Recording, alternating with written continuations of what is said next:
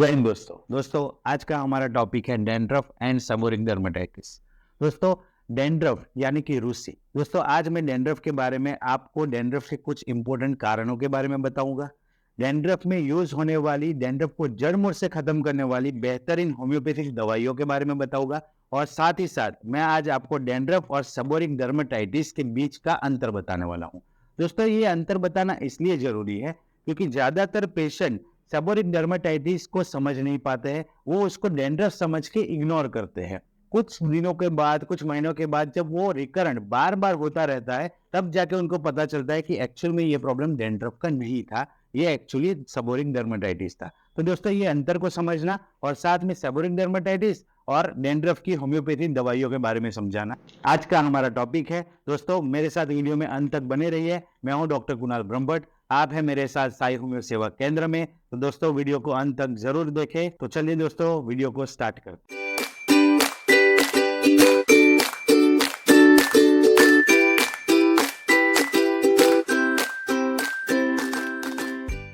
तो चलिए दोस्तों पहले बात करते हैं डैंड्रफ के बारे में।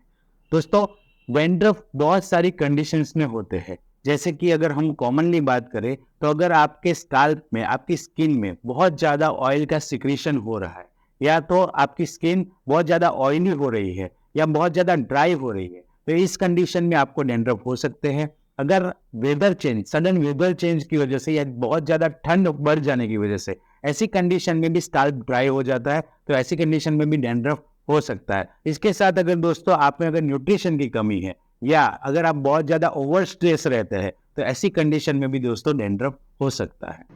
दोस्तों डैंड्रफ एक कॉमन स्काल्प कंडीशन है जिसमें आपके स्काल्प में या तो व्हाइट कलर का या येलो कलर का पाउडरी शेप में या तो फ्लैक्स में यानी कि पपड़ियों के फॉर्म में वो जमा होगा, जो आपके स्काल्प में आपको दिखेगा। इसमें दोस्तों या तो इचिंग होगी या इचिंग नहीं होगी। हर बार डैंड्रफ के साथ इचिंग हो ऐसा जरूरी नहीं है। दोस्तों अगर यही डैंड्रफ अगर आपका येलो कलर में या येलो पाउडर फॉर्म में या फ्लैक्स में है तो आप इस कंडीशन में कैलकेरिया सल्फ 6x का उपयोग कर सकते हैं। कैलकेरिया सल्फ 6x के पाउडर को 1 चम्मच लेके उसमें 2 चम्मच दही मिक्स करके आप उसको स्काल्प में अप्लाई कीजिए। उसको आधा घंटा रखने के बाद आप उसे शैम्पू से वॉश कर दीजिए।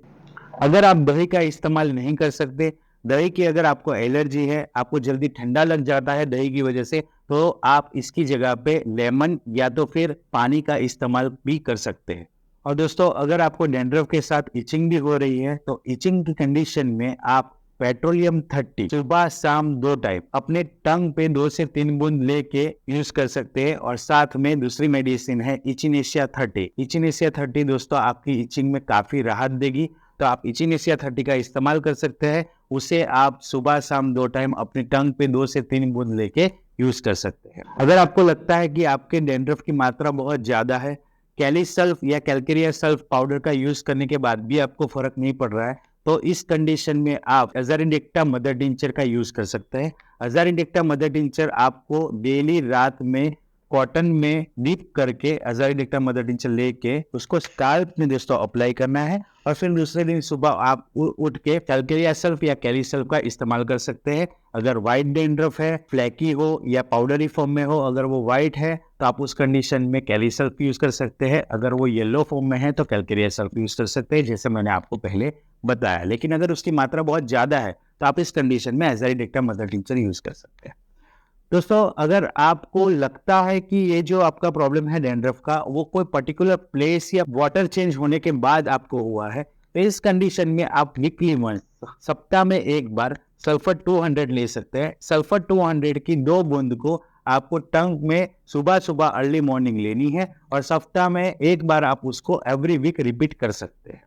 इसी तरह से दोस्तों अगर आपको लगता है कि ओवर कॉस्मेटिक प्रोडक्ट यूज करने की वजह से या ओवर मेडिसिन या ओवर स्टीरॉइड यूज करने की वजह से आपको ये डैंड्रफ का प्रॉब्लम हुआ है, तो इस कंडीशन में दोस्तों आप नक्सवामी का 200 यूज कर सकते हैं, जो आपको डेली रात में 2 बूंद अपने टंग पे लेके आप इसका इस्तेमाल कर सकते हैं।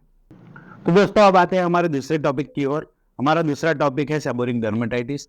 दोस्तों लोग अक्सर सेबोरिक डर्मेटाइटिस और डैंड्रफ के बीच में कंफ्यूज हो जाते हैं। उसका कारण ये है दोस्तों क्योंकि सेबोरिक डर्मेटाइटिस में भी डैंड्रफ होता है। सेबोरिक डर्मेटाइटिस में भी आपको डैंड्रफ जैसे ही लक्षण दिखेंगे। बस फर्क इतना है कि डैंड्रफ वहां पे सिर्फ स्काल्प तक सीमित नहीं रहेगा, वो डैंड्रफ आपका स्काल्प से होते हुए नीचे ईयर में, आईब्रोस में, चेस्ट के पार्ट में या बैक के पार्ट तक भी वो स्प्रेड हो सकता है। इसके कुछ और इम्पोर्टेंट कैरेक्टर की बात करूं तो सेबोरिक डर्मेटाइटिस में आपको फ्लैक्स जो नीचे की तरफ आएगी, उसके साथ साथ आपको स्किन रैशेस भी दिखेंगे, आपकी स्किन लाल हो जाएगी, उसमें राउंड पैचेस भी आपको दिखेंगे और बहुत ज्यादा इचिंग का भी आपको इसमें फीलिंग रहेगा। तो कभी कभी पेशेंट उसे डैंड्रफ समझ के इग्नोर करते हैं कुछ टाइम तक।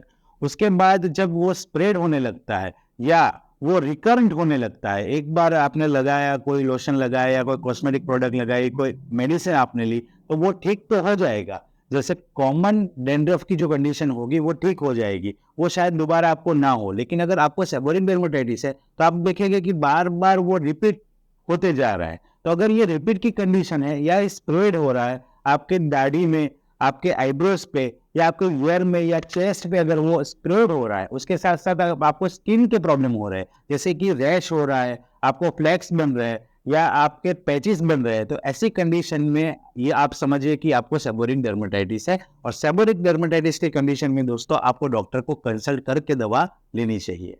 तो चलो दोस्तों, मैं आपको कुछ सेबोरिक डर्मेटाइटिस की इंपॉर्टेंट होम्योपैथिक मेडिसिन बताता हूँ जिसका सेबोरिक डर्मेटाइटिस में काफी अच्छा रोल है, जिससे मुझे काफी अच्छे सेबोरिक डर्मेटाइटिस में रिजल्ट मिले हैं। दोस्तों, सेबोरिक डर्मेटाइटिस की अगर मेडिसिन की बात करें, होम्योपैथिक मेडिसिन की अगर बात करें, तो सेबोरिक डर्मेटाइटिस में जो इसका एक सिम्टम या लक्षण है जो है डैंड्रफ, तो उस डैंड्रफ के लिए आपको जो मैंने डैंड्रफ की मेडिसिन बताई है, आप उसी का इस्तेमाल कर सकते हैं, जिससे आपको डैंड्रफ में आराम मिल जाएगा। उसके साथ इसमें जो स्किन का प्रॉब्लम है, उस स्किन के प्रॉब्लम के लिए मैं आपको कुछ होम्योपैथिक दवाइयां बताने वाला हूं।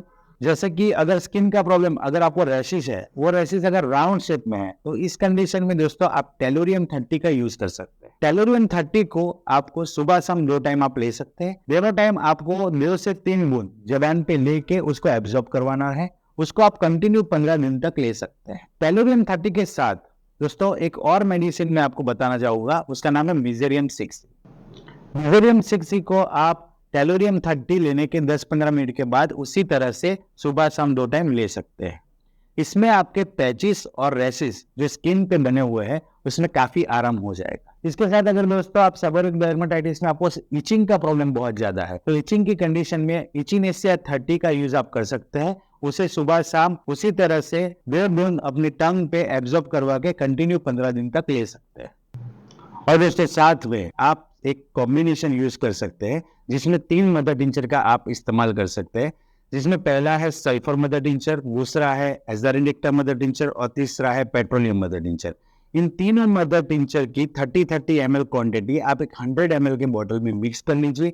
उसको मिक्स करने के बाद आप रेगुलर बेस पे उसको अपने स्कैल्प में कॉटन की मदद से डिप करके अपने स्कैल्प में अप्लाई कीजिए। दोस्तों, इस मदर टिंचर को यूज करने के बाद आपको इचिंग में, रेडनेस में और जो पपड़ियां बन रही है, इन तीनों सिम्टम्स में आपको आराम मिलेगा। तो दोस्तों, वो थी सेबोरिक डर्मेटाइटिस और डैंड्रफ के बारे में कुछ इन्फॉर्मेशन जो मैंने आपसे शेयर की।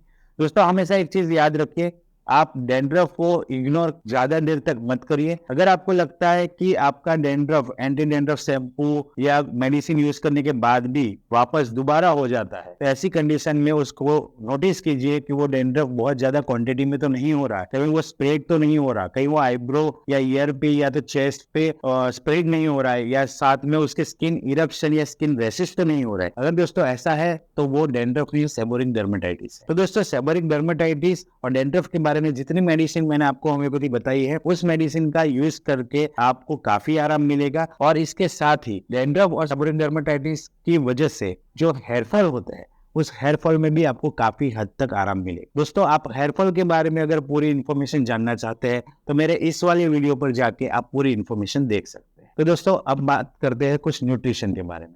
मैं आपको थोड़े बहुत न्यूट्रिशन टिप्स देता हूँ जो आपके हेयरफॉल में भी, डैंड्रफ में भी और सेबोरिक डर्मेटाइटिस में भी काम आएगा। तो दोस्तों, चलिए बात करते हैं न्यूट्रिशन के बारे में। दोस्तों, हेयर के लिए, सेबोरिक डर्मेटाइटिस के लिए या डैंड्रफ के लिए इन तीनों के लिए हमें 5 न्यूट्रिएंट का ध्यान रखना चाहिए। पहला है प्रोटीन। दोस्तों प्रोटीन के लिए आप एग है, मिल्क है, या सबसे ज्यादा मात्रा होती है सोयाबीन में, तो आप इस तरह से उसको क्वांटिटी में रखिए अपने डाइट में, जिससे आपका प्रोटीन मेंटेन रहे। दोस्तों आयरन के लिए ग्रीन वेजिटेबल्स, अनार या मीट का आप यूज कर सकते हैं। इसके अलावा दोस्तों अगर बात करें सिलिका की, जो हेयर के लिए बहुत ही इंपॉर्टेंट रोल प्ले करता है, तो सिलिका के लिए दोस्तों मैं बताना चाहूंगा पोटैटो आप खा सकते हैं, जिसमें बहुत ही ज्यादा मात्रा में सिलिका प्रेजेंट होता है।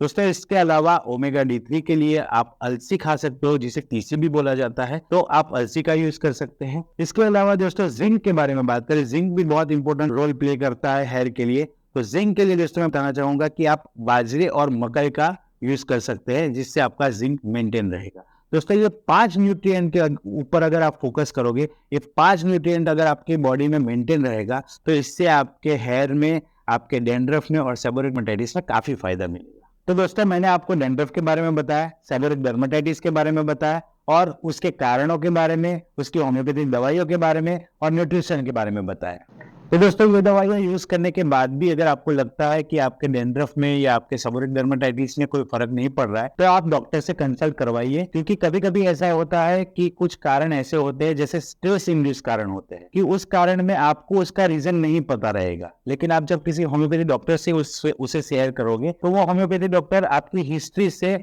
उस रीजन को समझ सकता है अच्छे से, और आपकी प्रकृति के हिसाब से, आपकी तासीर के हिसाब से आपको मेडिसिन दे सकता है। तो दोस्तों ऐसी कंडीशन में आप डॉक्टर से कंसल्ट करवा के मेडिसिन लीजिए, तो आपका इलाज जड़ से हो सकता है। और अगर दोस्तों आप मुझसे कंसल्ट करवाना चाहते हैं, तो आई बटन पे क्लिक करिए, वहां पे हमने इन्फॉर्मेशन दी हुई है उस वीडियो में, जिससे आप शायद हमें सेवा केंद्र से जुड़ सकते हैं और मुझसे कंसल्ट करवा सकते हैं। आशा करता हूं दोस्तों कि आपको इन्फॉर्मेशन इन्फॉर्मेटिव लगी होगी। अगर आपकी कोई भी क्वेरी है तो मुझे कमेंट करके जरूर बताइए, और अगला वीडियो आप किस टॉपिक पे चाहते हैं वो भी मुझे कमेंट करके बताइए। दोस्तों चैनल को लाइक, शेयर एंड सब्सक्राइब जरूर करिए, और मिलते हैं हम अगली वीडियो के साथ। जय हिंद, जय भारत।